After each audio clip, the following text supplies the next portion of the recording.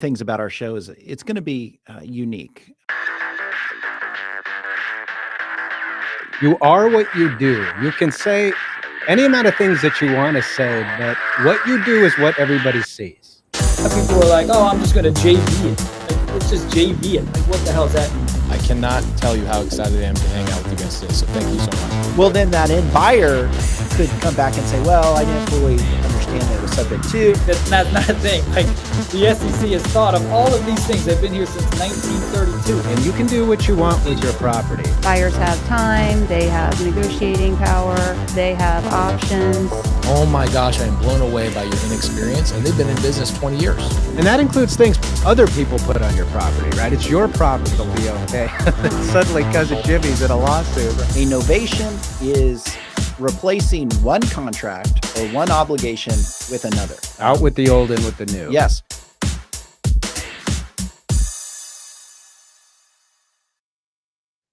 Good morning, everybody. Welcome to the show. Today, our topic is update on hard money lending. I'm Andy Fowler, and I'm here with Sean St. Clair. If you're new to the show, like our channel. You can find us on Facebook, YouTube, and X. You can find us at the handle @InRem Podcast. That's @InRem Podcast. When we say subscribe and like, go to the channel, subscribe, like it, share it. We really appreciate it. You can also download an audio version of the podcast. You can find that on Apple or Spotify. Go ahead and download that. That gives you a chance to listen to it for free and not worry about a screen while you're doing yard work or whatever else. With that, we're going to go ahead and get started with the show. We're going to turn it over to Sean, who has our legal update. Thank you, Andy. So my legal update today is what is a deed in lieu of foreclosure and when is it used? So I receive this question all the time from clients, hey, I want to, and they sometimes call it like a performance deed.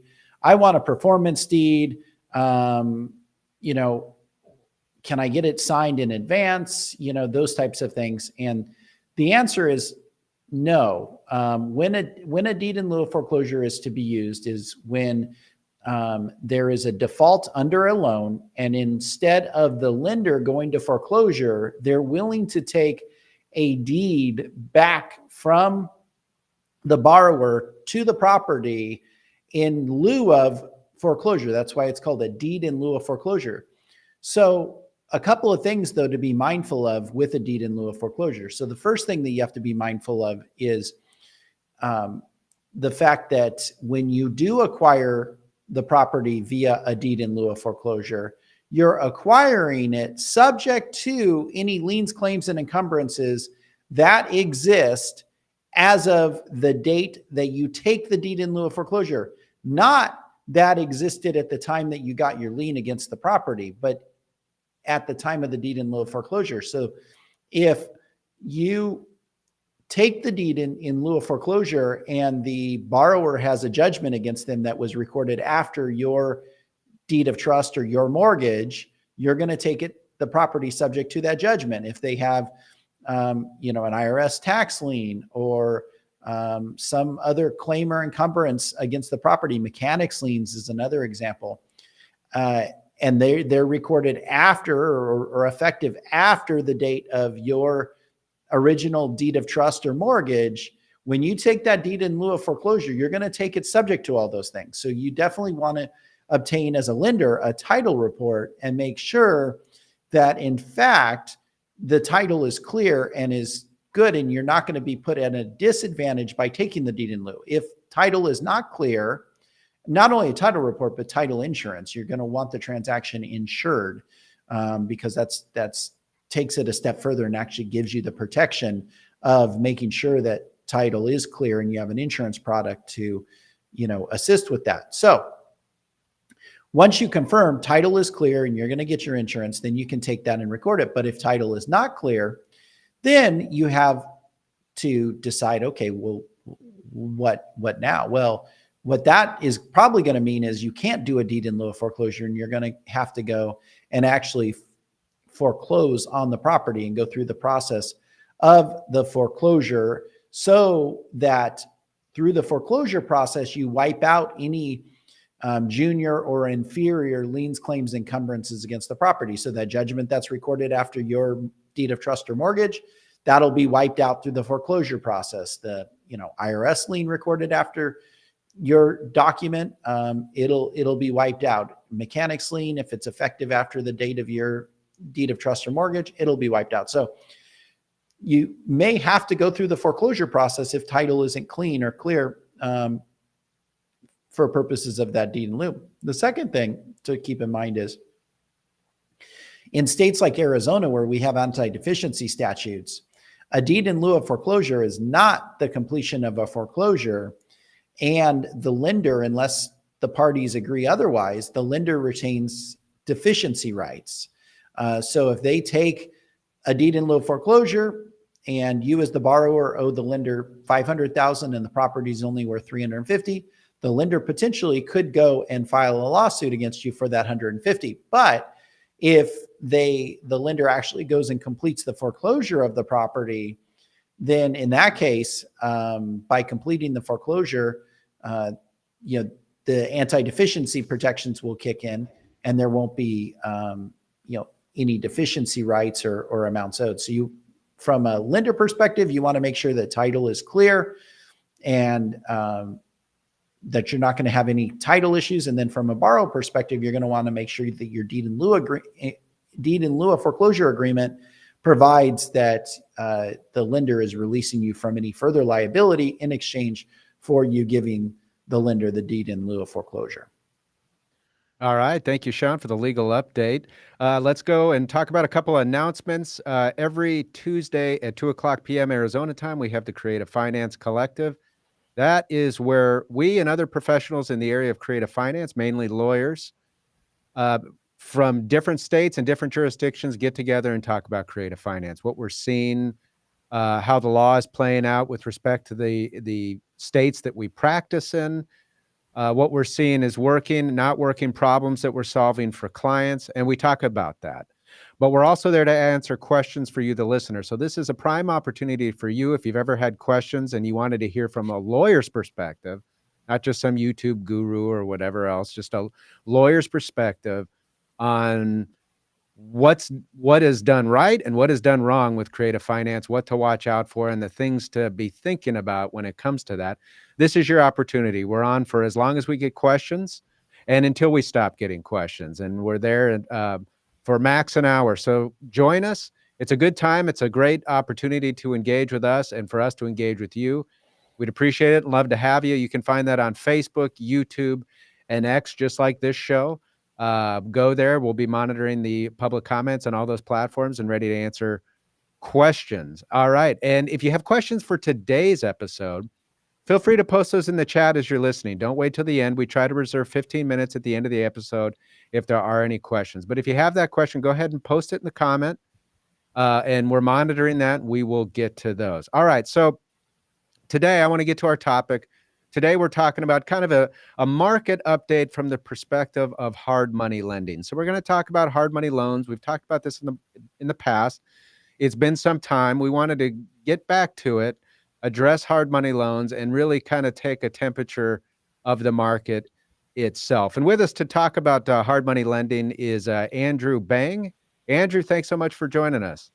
Hey guys, how's it going? Good. Oh. We don't have your video. Oh shoot. But that's all right. See what you can do to bring that back. But as we go through, we'll talk to you. So Andrew, tell us, you're with Boomerang Capital. Give us a little background on Boomerang Capital, how you arrived. There you are. Now we got you. Are we coming through okay on your end? Oh, well, it's a little glitchy, but I can hear you. All right. So tell us about Boomerang Capital and how you got into doing what you do. Yeah, so I started flipping homes in 2008. I was an accountant before then. I graduated from Arizona State University. And 2008, I went down to the foreclosure auctions at Maricopa County, learned about them, loved it, jumped in right away. I flipped 5 homes in 3 months in March of 2008. And I stopped being an accountant. I did full-time into flipping homes. And and so I did that for 10 years. And as I was down there, I was learning all these new strategies. I was getting into some wholesaling. I had a bid service down at the auction. And then I was also doing some private money lending. But it took me about 10 years to realize that's really where I should focus on. And then in 2018 is when I decided I should go full time into the hard money, private money space. And Boomerang was one of the lenders that I was using when I was flipping.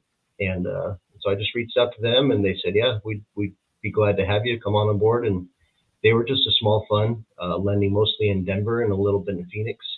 And they said, we want to expand to Texas. So if you come on with us, Texas will be all yours. And I said, that's great. Let's do it.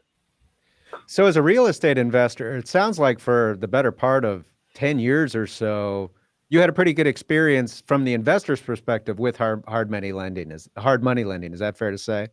Yeah. I used about 6 different hard money lenders when I was flipping. So I had some experience with different situations, different processes.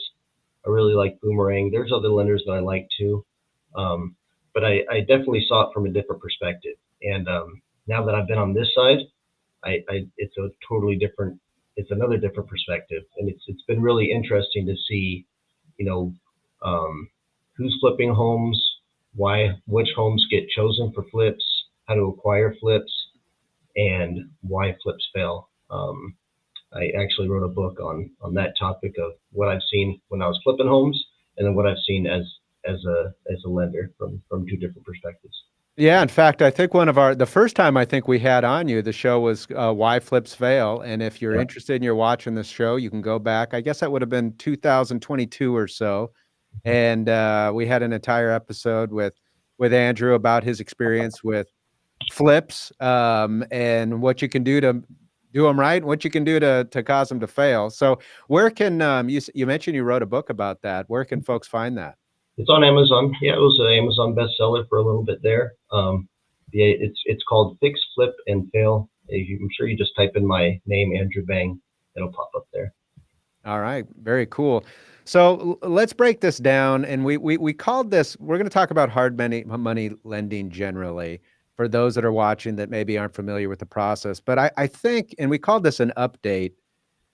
Oftentimes I think from the lender's perspective, it's a good way to take a temperature of the market as lenders are seeing it, what it's looked like. And I know we talked a good bit about this back in 2022. That was when, the cycle and interest rates were really starting to, increase. We were getting the rate cuts and we were starting to see some slowing. There's been some time since then. So we'll be interested to get your perspective, but just starting out at the beginning here for those that are joining us, maybe they're new to real estate investing. Why don't you break down what is a hard money loan? Yeah, I lend on distressed properties. Most of the time they're off market, but they're homes that need work, homes that are going to be rehabbed and then resold, so a flip, or rehabbed and kept as a rental. And you can use hard money for a bunch of other different situations, but the easiest way, especially when I'm dealing with real estate agents, is I say, I lend to good borrowers who are buying bad homes. I don't lend to bad borrowers that are buying good homes. So, because a lot of times a realtor will say, oh, you don't pull credit, you don't need an appraisal, you can close in one day. I had this deal, come save it for me. I have this borrower that's buying this beautiful home in Gilbert, Arizona, but they just switched jobs right before closing. And so they're now not qualified for the regular loan. Can you save this deal? I go, that's not the type of lending I do. I lend on properties that are beat up, that you're getting at an amazing deal. Just because I don't pull credit doesn't mean that the people I work with have bad credit. They have great credit most of the time. But we lend on the asset itself. And they're buying it at such a discount and they're putting money into it to add that value that I can lend off the future value, off the ARV. What are some characteristics that distinguishes, say, a hard money loan from your traditional conventional financing? Yeah, so I've never pulled anyone's credit. I don't even know how to do it. I've never looked at anyone's tax returns or financials. It's very little documentation that on the front end. It's people will call up and say, hey, how do I get pre-approved for your loan? I go, well, everyone's pre-approved for my loan because it's all based on the property. So like if you're a wholesaler, you can send me a property and then I'll give a quote on it, and then any buyer that wants to buy that quote would stick with that property. So when you say it's all about the property, break that down for us. I mean, you've mentioned you're looking at, a troubled property, but really the analysis, the pre-approval, as you kind of say, really is more about the property than it is about the borrower. What are you really looking at?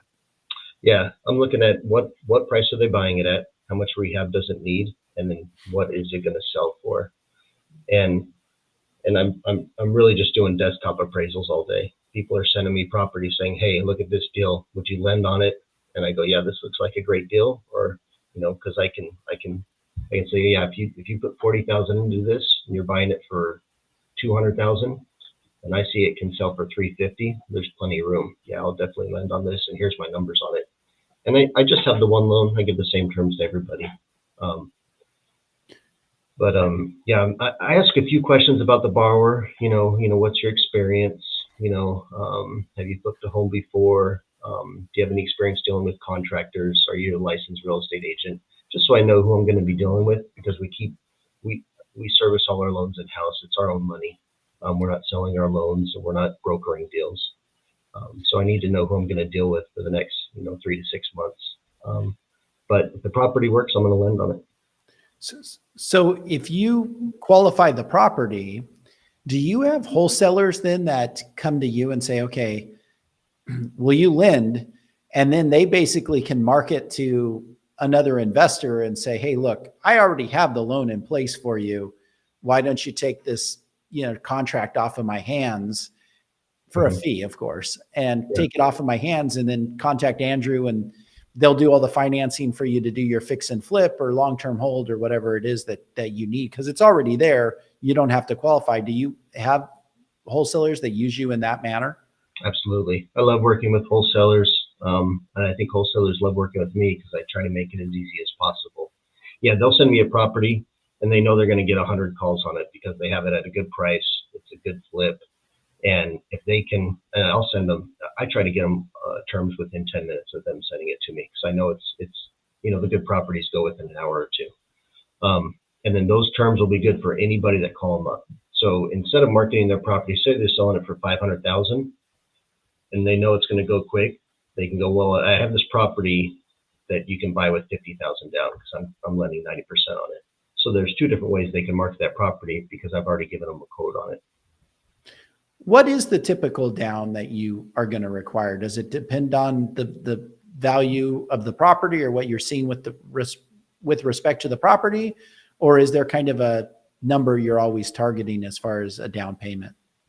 Yeah, 90%. If the buyer is going to cover the rehab themselves, I can go to 90% of purchase.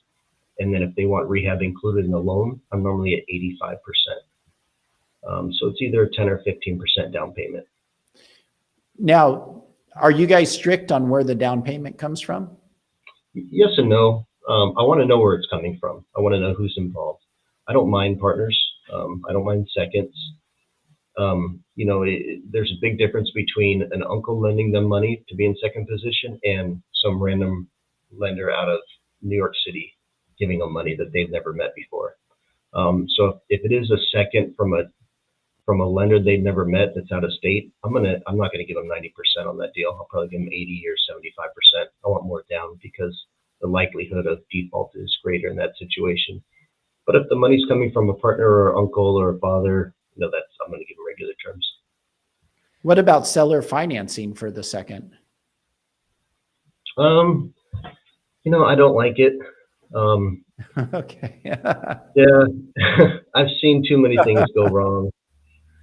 For what I would say is, if it's the first time I've ever met a borrower and they don't have any money in the bank account and they got the deal because they have the seller agreeing to do the second, so it's kind of like a seller carry. Right. I'd probably pass on it. If it's an experienced borrower I've done a few loans with and I've seen that they can get a property done, then yeah, I'll make exceptions for them. Interesting. Yeah. Andrew, how does it, for the viewer that's watching that might only be familiar with the conventional type loans, they're thinking, well, this sounds great. I just got to, it's not so they don't worry about me as much. I just got to find a really good property. But I would imagine the terms on when I say terms, I'm really talking about the duration of a hard money loan looks a lot different than a conventional 30-year fixed mortgage that somebody's going to get on their house. What are the kind of the typical duration that you're going to see on a hard money loan? Yeah, our hard money loan is 6 months. We'll extend it. We know we never want any properties back, so if they need more time, that's no problem. As long as they're making their payments, I'll always extend the loan. But our typical turnaround time is about 4.5 months right now. We're at about 100 days. 120 days.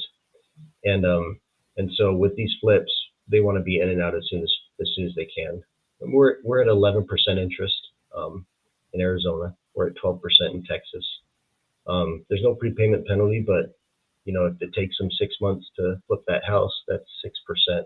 It's about 1% a month. And so the quicker they can flip it, the less interest they have to pay me, and the quicker we get back our money. We make our money when we turn it around, when we make our upfront fees. And so we're totally fine with a 1 month flip. That's actually ideal for us. The longer they hold the loan, the worse it is for us.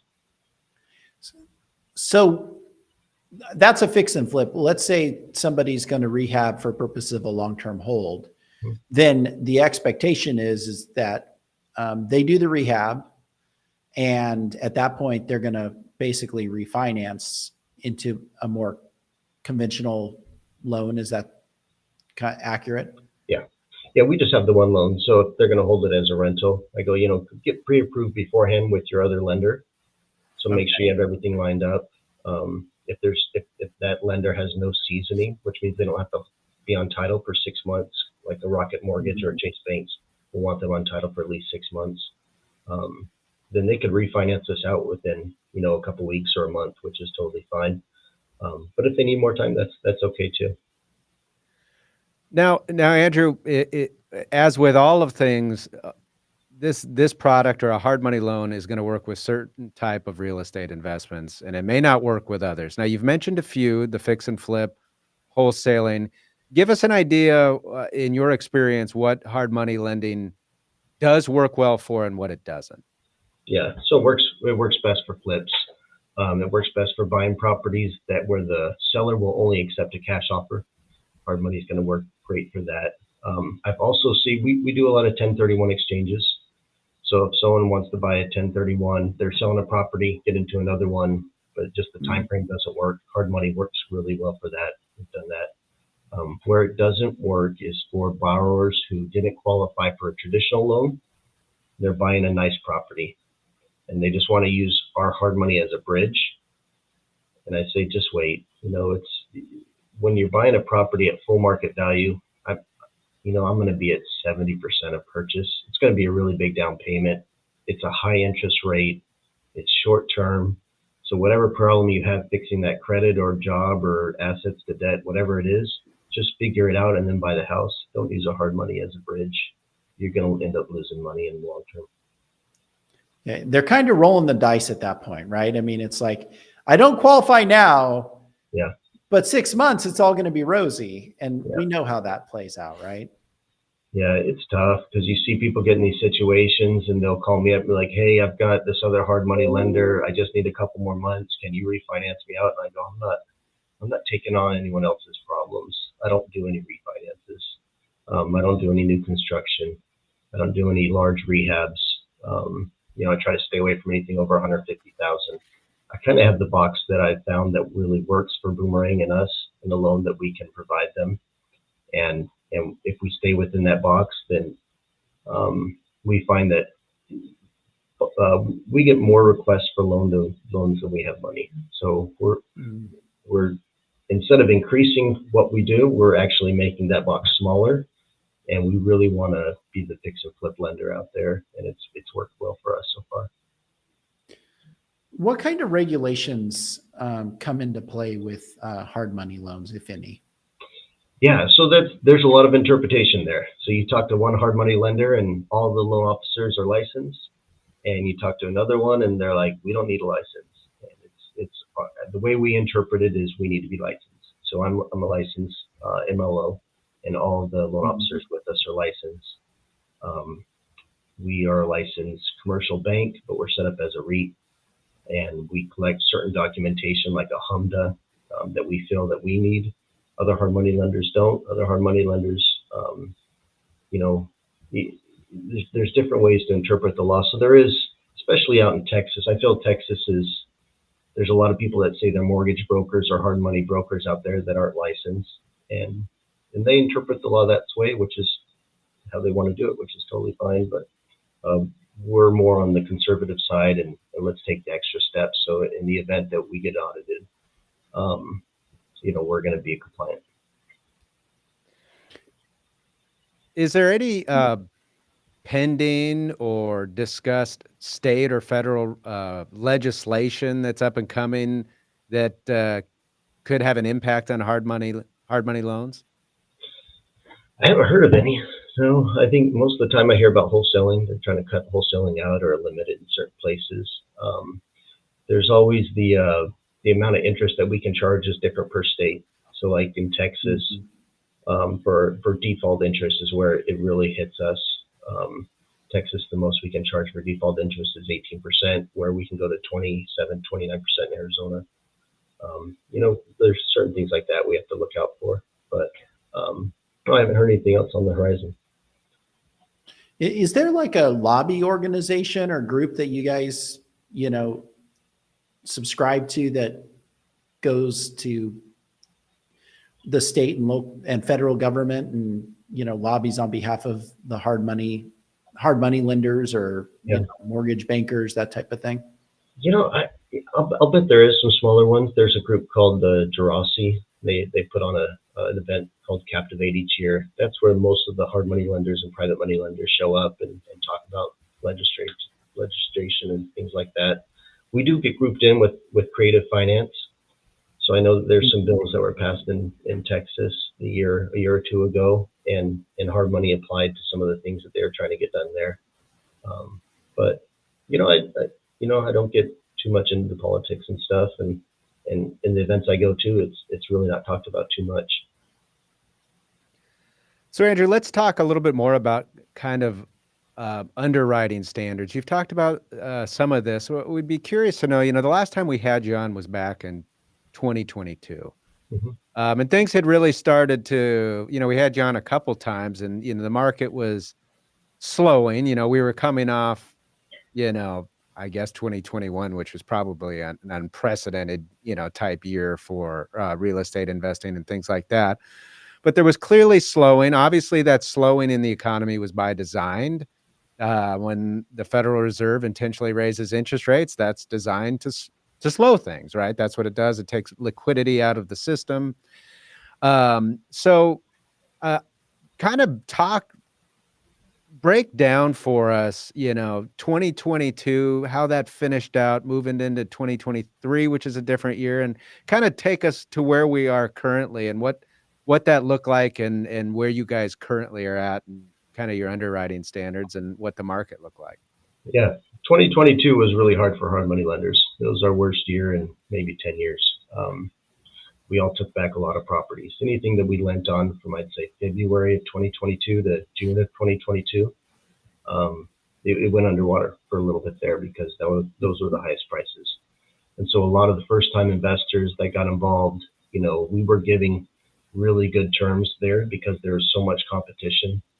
Interest rates for hard money got down, I saw, as low as 8%. And so we were all fighting for these loans, which we thought were great, and they turned out they were all bad. And so we all took a hit on the defaults, but we've cleaned those up. We came through it alive. I would say now the market it was really just kind of flat and steady for 2023. Not a lot of ups, not a lot of downs, really where we want to be. And now we're in an interesting situation. I would say the hard money lending market is healthier now than it's ever been, because there's always distressed properties. So we're always going to get that part of the market where people are buying beat up properties. Whether you're a good market or bad market, there's low price beat up properties. The other ones that we're getting now that we didn't get before 2022 is the house that needs some remodeling, where they went with a real estate agent, it went on the market and it didn't sell. canceled and expired listings. But these people still have to move, they still have to sell. So they end up selling to a cash buyer after the listings expired, and then we're funding all those deals. So it's a whole another market that we're funding deals for that we didn't have before, because in 2021, 2020, you could put a house on the market that had a lot of mistakes, that wasn't perfect, and it'd still sell and still get multiple offers. But those homes are now not selling, and they're canceling, and those are people that have to sell. So you're seeing in the residential space more houses staying on the market for longer? Mm-hmm. Yeah. Oh, wow. I see more canceled listings. I still do. We're in this very interesting place of extremely low inventory and extremely low amount of buyers. Oh, and, interesting. Yeah. And prices haven't dropped. Like, prices are not dropping. They're just flat. You could even say they've gone up a little bit in the last year. But what we are seeing is houses that are poorly remodeled are not selling. They're taking a lot longer, or they're just not selling. Now, why do you think it is? I mean, what would you attribute the reason for why homeowners are looking to hard money lending rather than, the conventional maybe cash out refi or whatever else? Is it just that maybe they're trying to secure an older low interest mortgage, or that the current conventional rates, maybe the gap between that and what a hard money rate isn't even that far apart anymore, and they're willing to just consider the short-term hard money loan as a better kind of strategy? Yeah, no, that absolutely is true, because our interest rates haven't changed. We've been at 11% in Arizona and 12% other states for the last 10 years. I have a rental here in Arizona. I just went to refinance for a DSCR loan, and I got quoted 9.99% for a 30-year fixed DSCR loan. And I'm like, I'm only paying 11% hard money, so what? I'll just keep paying hard money until I can get something better, instead of going through that whole process, ordering an appraisal and all this. And so that's definitely one of the reasons where the gap between the interest rates for investors and hard money is not, it's almost the same. So, and this brings up another topic, and I just want to explore it, because I think people think, oh, well, if they're a private lender as opposed to, your conventional loan, can I, if I have a hard money loan at 11%, can I still claim, say, the mortgage interest deduction, even though it's not, a federally insured traditional loan? I mean, yeah. Can they, if do you guys issue like end of the year tax statements and that type of thing? Yeah, absolutely. Yeah. We send out the interest, all the interest that the investor has paid. We send out, our accountants do all that. Yeah. So they absolutely can claim those as deductions. The only thing with hard money is it's short term. So there's extension fees, every 6 months or 12 months for us to continue to do that loan. And, once we get to a point of 18 months or 2 years with a borrower, we're really pushing them to get out of it, because we need that money back. We need to recycle it. That's not what we do. But we understand the situation right now. So we do have some people in loans longer than we'd like, but yeah. So you explained how 2024 has given you some new market opportunities, or a different type of kind of participant in the hard money lending space that you didn't see before. What are you seeing from the typical real estate investors, the flippers of the world, the folks that do the type of real estate investing that hard money works really well for? Are you seeing increase, decrease in that kind of activity, kind of in this flat market that you're talking about, where not a lot of buyers, not a lot of sellers? It almost feels like everybody's just kind of holding their breath, waiting to see what the Fed does, and just kind of crossing their fingers and hoping there's going to be reductions. And maybe that's why folks are sitting on the sideline. But what kind of activity are you seeing from the investor space? Yeah, it's been interesting. So all of our return borrowers went away at the end of 2022. They all said because they took losses. The ones that had been flipping a lot of homes, they had that 6-month period where they took some losses, and then they sat on the sidelines for most of 2023. but we saw them come back. So I'd say the first half of 2023, a lot of first-time investors, a lot of people getting into it for the first time, but then all of them flipped a couple of homes and now they're return borrowers. And then all those borrowers that went away in 2022, they've all come back. So we've got a really good mix of experienced return borrowers and then also people wanting to get involved with it. I would say there's not a frenzy as it was in 2020 and 2021 where there's a lot more events. There's not as many events nowadays as there used to be. There's not as many, I don't see as many people, marketing. People are flipping homes in your neighborhood type radio ads and TV ads, come to my seminar, join our group, and we'll teach you how to flip homes. There's some of that, but I don't see the frenzy as it used to be. And so I would say the number of new borrowers getting involved is less than what we've seen in the past. But it's just a healthy market for flips because you can get really good deals. There's a lot of, if you have to sell and your house is not in good shape, these investors are picking them up for great prices. And when they do the remodel right, they're getting multiple offers. I mean, take Austin, for example. Every article I read about what markets are going to go upside down, Austin's in all of them. But it is one of our best markets right now for loans, for turnaround times. And it's like, well, I'll read all this stuff that Austin's not a good market, but what I'm seeing, like actually doing the loans there, is it's great. I would love to do as many more loans in Austin as I can because they're getting them for a great price for whatever reason. And then when you have a nice rehab home there, it sells quick and it's even getting multiple offers. And so maybe the market as a whole might be dropping a little bit there, but investors are loving it. They're doing great.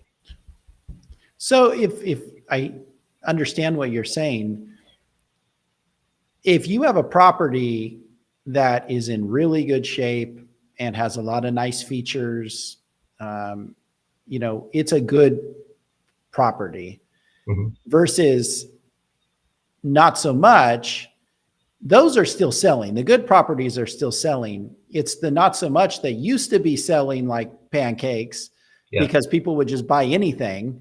Those are then staying on the market. But if it's a good solid property, those are still moving. Is that accurate from your experience? Yes, absolutely. And I think it's hurting the first-time borrowers, the first-time investors that are getting involved in the market, especially if they're doing the work themselves, because when they're doing the work themselves to try to save a little bit of money, the quality is not as good. And the experienced borrowers know I need to hire a contractor that knows how to turn a flip house quickly with high quality work, high quality materials, and then some design choices that really appeal to the buyers that are out there, which are, you're going to have the FHA buyers. You're always going to have them. But, and it's the return borrowers that are really, I see, excelling right now. And then the first time borrowers, they're the ones that if they don't do the higher quality rehab, those homes are sitting and they're struggling a little bit. Now, what about the short-term rental space? So that would be in to some extent a space that would fall in that kind of that recent category you were talking about of, I'm gonna put 30, 40 grand into this, really make it nice and do a couple things. But of course, they're in it for the long term to sit in short-term rental. Are you seeing much of that anymore? Or has that space really been hit hard with the economy? Yeah, it's tough. It's eliminated one of our exit strategies, which is hard for our borrowers because before they had a house, they remodeled it nice, and they decided, I don't want to flip it and make, whatever, 10, 20,000. I'd rather keep it as a short-term rental or a long-term rental. They had some options there. I don't see that too much anymore where people are buying a house and keeping it as a short-term rental. I've got short-term rentals. They did great for a while. Right now, they're just paying for the mortgages and the costs, which is fine with me because I've had them for a while. But if I was a first-time investor or new to it, and I'm trying to make some money here, I'm not just trying to get through my costs because it's oversaturated. There's more on the market than people are renting them. And so there's certain days, holidays fill up, weekends fill up, but getting those weekdays for a lot of my properties are difficult. Well, And long-term rentals have to be tough in this market because let's say they get a smoking deal on the property. Mhm. They come to you, they close, they put 40 grand into it. It's nice and fixed up, ready for a tenant. They can, receive good rental value, top rents. And in Phoenix, rents are pretty high. And especially, certain parts of Phoenix, like the East Valley and Scottsdale and those types of areas tend to be, on the high end. However, they do all that and then they're going to basically refinance out because that's, you're a 6-month product. They're going to refinance out, but their rates aren't going to really allow that property to cash flow, are they? I mean, Yeah, it it's stinks. still an investor type rate and it's going to be higher than your owner occupant rate, right? Yeah, like I'm right. I mean, that DSCR loan that I almost refinanced into 9.99%. It's like, I get it. Like, that's where the rates are. There's no cash flow in it. Normally, when you buy a rental, you're looking for 4 benefits. You want the cash flow, you want the tax depreciation, you want the appreciation, and then you want the equity pay down. Well, right now, so 3 years ago, we were getting those 4 benefits. Today, there's only 2 benefits. There's no cash flow, and there's very little appreciation. So you still get the tenants paying down your mortgage. You get that equity pay down. You get the tax breaks. Right. So if you take a little loss right now, take a little loss each month, and then but also not much appreciation, it's hard to buy a rental and make it make sense unless you're really planning to hold it long term. But is that really a viable strategy? And the reason why I ask is back in 2008, Andy and I did a lot of starting in 2008 all the way to, 13, we did a lot of short sale and foreclosure consultation. And there were so many landlords that I met with that had, say, 10 properties. They were all underwater, negative cash flow. And, they bought them with the idea of, at some point, this is going to work out, right? I mean, I'm about break even, but I got the tax benefit. But then 3 years later, it's like, I'm losing money every month and I'm putting it in and now I'm hosed. I mean, to me, that's concerning that people even would, and there's smarter minds. I mean, there's people that are out there investing and doing well with these types of strategies, but it concerns me that if you're only going for those 2 things and you're not really focusing on the cash flow and there's another dip in the market, even if a slight dip, which generally will result in a lower rental rates as well. Like it's not sustainable. We're going to start seeing a bunch of foreclosures on these, investment properties. Yeah, no, totally likely. It's a couple $100 loss a month isn't a big deal. It's when the AC goes out. You're like, because when you're not making any money on that property, you're not able to build up any reserves for when repairs come. And so, yeah, I'm losing $200 a month, but I got a lot of equity in the property. I'm getting, you can justify it, right? But then the AC unit breaks. You're like, okay, now I have to pay $9,000.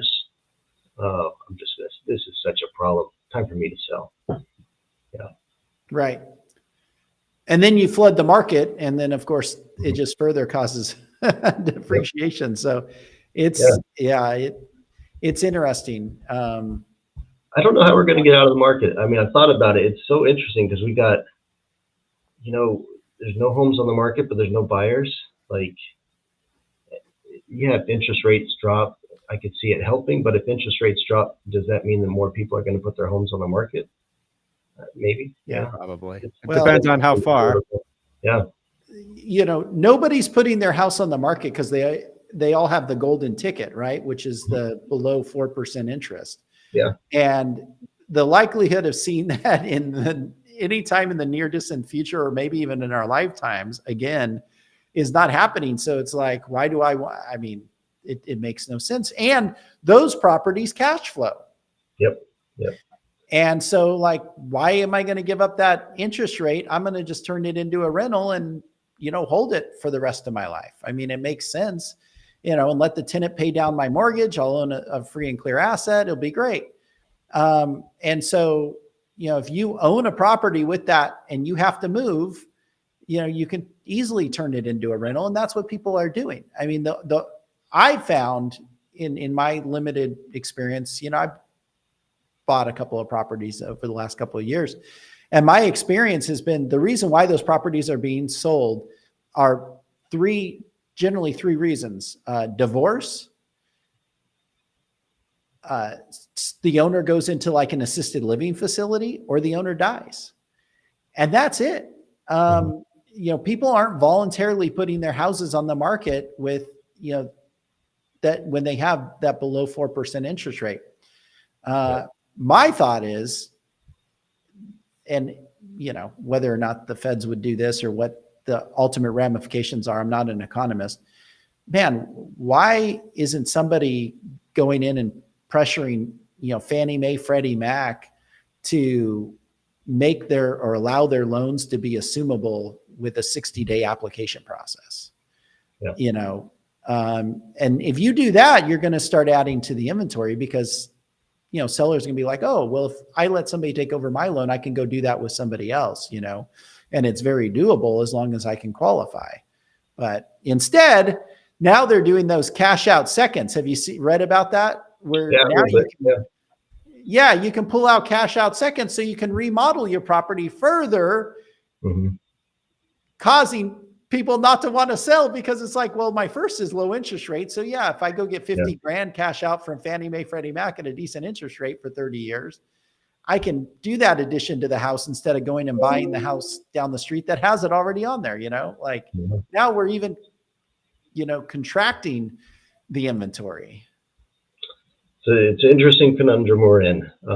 It'll be interesting to see where it goes. I think interest rates dropping will help, but I don't know if they will.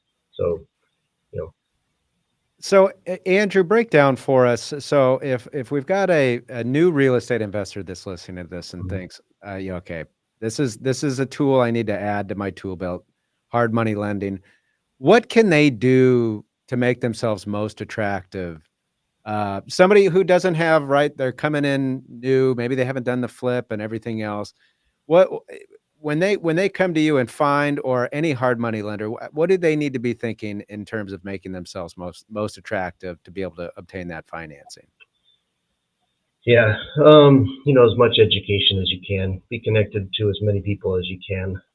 Forming a team first, is always a good thing. If they bring me a property and the property's great, I'm gonna go, well, who's your contractor? Who's your real estate agent? Has this contractor remodeled flip homes before? Because there's a big difference between contractors working with homeowners and investors, and how fast can they perform, and what's their price and their quality. And then, the real estate agent's the same way. Does this real estate agent have experience listing investment properties, flip properties, or have they been working with homeowners most of their career? And then just the general knowledge of terms and how to calculate ARV. Something that I'll ask someone is if there's not any red flags, but maybe a few yellow flags. I'm talking to them and they've said a few things. They're like, I'm not sure if this person, has quite the knowledge or experience yet. And I'll say, well, I'm not sure. I'll tell them, I'm not sure about the value of this property. Can you provide me with a CMA? And then I'll see what they send me. Are they sending me stuff directly from the MLS? So do they have access to the MLS? Are they sending me screenshots of homes they saw on Zillow? Are they sending me a nice organized, comparable analysis report or a CMA from like a PropStream or Propelio type website? And then it gives me a further step of, okay, this person's taking a few steps and has a subscription to PropStream, or they have access to the MLS to get these real comps. Or if they're sending me screenshots of Zillow and Redfin properties, I'm like, okay. Or if the CMA is directly from their realtor, and I look at the CMA and it's just crap, like the realtor didn't know what they're doing, I'm like, okay, they're trusting in someone to buy this house that also doesn't know what they're doing.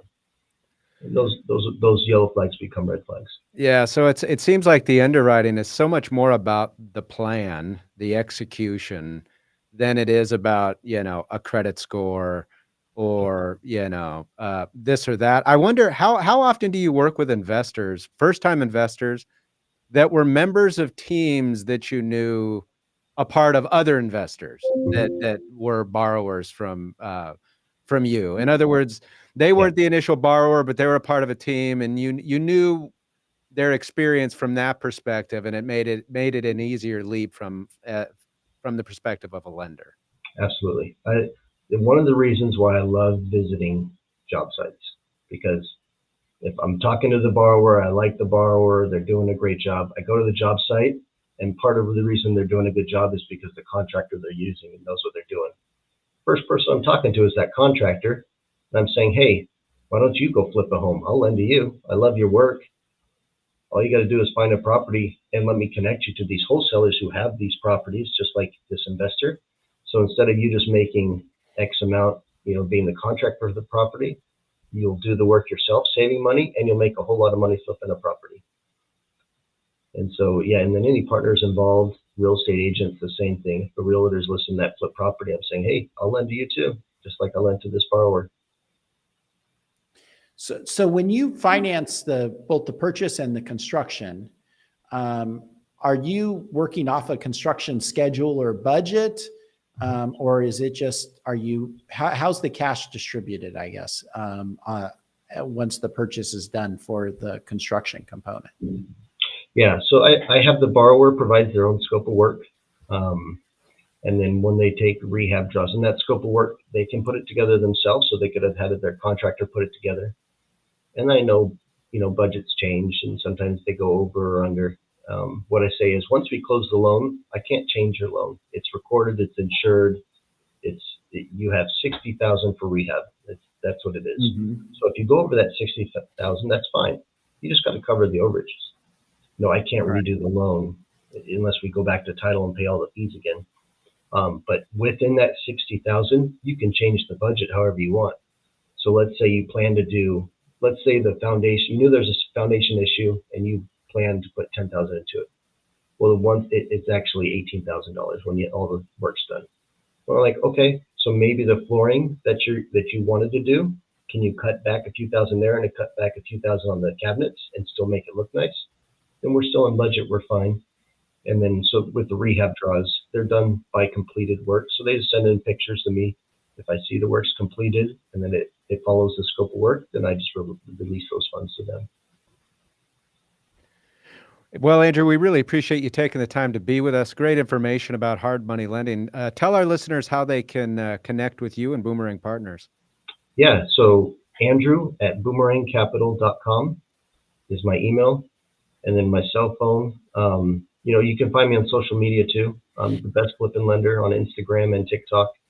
Andrew Bang, just look up my name. But call me, message me, email me. I'm here to help. I want to add value to what investors are doing. One thing I do not want to be is a hurdle an investor has to overcome to buy a house. I want to be a value add, a member of their team. If I try to make hard money as easy as possible, I put my loans together like an investor, not like a mortgage lender. Lending is not my background. It's flipping homes. I understand that side of it. I'll give you my honest opinion about any property.